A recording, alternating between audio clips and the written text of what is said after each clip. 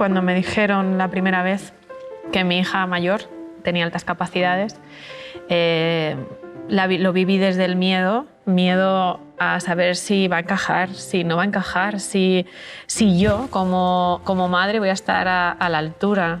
¿Qué consejos les darías a estos padres que experimentan todas estas dudas, estos miedos, estas incertidumbres?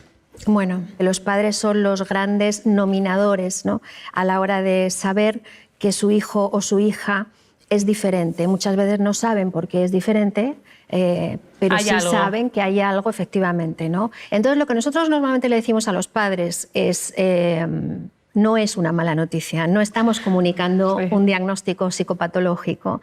Más allá del estereotipo que la gente cree que tener altas capacidades es tener un CI determinado, ¿no?, un cociente intelectual determinado, y además sacar muy buenas notas, que se confunde con el rendimiento académico. Tener altas capacidades significa toda una estructura psíquica, emocional, una manera diferente de procesar la realidad, una manera diferente de sentir y de pensar. Nosotros tuvimos en consulta a un niño muy pequeño, de unos 5 años, que vino y en sus propias palabras dijo: vengo porque creo que tengo una enfermedad.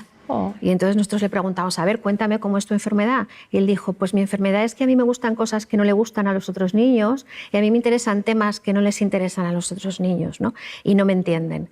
Él quería leer, él quería escribir, él quería jugar a las letras cuando los otros niños estaban empezando a hablar. Entonces él no vivía esa diferencia como una enfermedad. Por eso es muy importante que los hijos sepan, que los niños sepan, como también es muy importante que se les comunique de la manera adecuada. Y tú dirás: ¿y cuál es la manera adecuada? Exacto, ¿no? exacto. ¿Dónde está la varita mágica? La varita mágica está como en todo, en el equilibrio y en el sentido común. Es decir, no podemos caer en un tú eres más, porque en realidad la alta capacidad no es un más, sino una mayor capacidad. Si se les explica a los niños que tener un recipiente más grande pero vacío es menos que tener un recipiente más pequeño pero lleno. No estamos hablando de contenidos, sino de capacidad. Es muy importante que antes de comunicárselo a los hijos, los padres hayan metabolizado esa realidad, primero, la hayan digerido y la hayan incorporado. Y una vez que los padres hayan alcanzado la madurez suficiente con esta nueva realidad... Que tampoco es fácil. Que tampoco es fácil, pero es obligatoria, hay que hacerla. Sí. Es el momento de comunicarlo a los hijos, con lo cual yo creo que hay que comunicarlo en términos de capacidad, en términos de responsabilidad también, y en términos, sobre todo, que siempre nos lo dejamos fuera, que él entienda que su capacidad de sentir, que muchas veces es lo que más les duele. Claro. Te lo dicen: yo no quiero sentir así, o yo no quiero sentir así de alto, o yo no quiero sentir así de fuerte, ¿no? Claro. Es decir, es el lado más negativo de un potencial enorme en todos los sentidos. Yo me he encontrado con alguna alumna y decir a su madre: ¿qué te parece? Porque claro, primero tienes que hablar con las familias, no es algo que has pensado alguna vez. ¿Qué te parece si la valoramos? Y decirme: no. Digo, me gustaría saber por qué, porque no quiero que la señalen. De hecho, yo la digo que no levante la mano para no sobresalir, ¿no? Entonces, ¿tú te has encontrado también con este tipo de comportamientos? Pero muchísimo, sí. Sobre todo, aquí quiero hacer una mención especial a las niñas, porque son como las grandes ocultadoras, las grandes mimetizadoras, ¿no? Se observa, y en nuestra experiencia del día a día vemos que de cada 4 o 5 niños que vienen a evaluar viene una niña, lo cual llama la atención, ¿no? Porque sabemos que la inteligencia no está ligada al género, ni está ligada al sexo.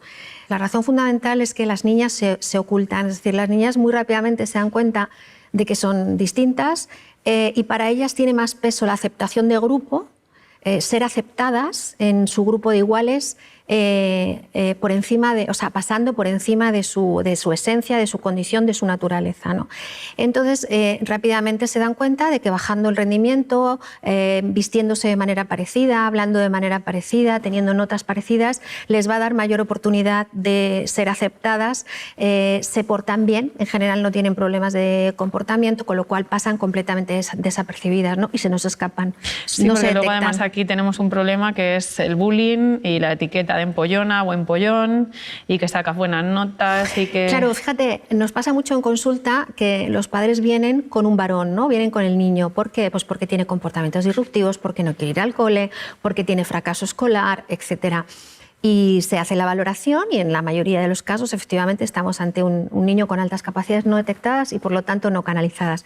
Y entonces les preguntamos a los padres, ¿tiene hermanos? Pues sí, tiene una hermana. No, pero la hermana es completamente normal. Bueno, tráela, y ahí es donde detectamos la mayoría de las niñas, ¿no? Ahí, o padres muy observadores que desde muy pronto ya se dan cuenta, porque hay una serie de señales, etcétera, y deciden evaluar. Pero si no, se nos escapan la mayoría de las niñas. Entonces nosotros lo que le decimos a los padres es: no tengáis miedo de las etiquetas, lo que se trata es de darle a ese niño lo que necesita, simplemente a nivel académico, es decir, que los docentes sepan qué es lo que tienen que hacer con ese niño y los padres sepan también cómo gestionarlo, ¿no? Y el niño sepa también el porqué de su diferencia.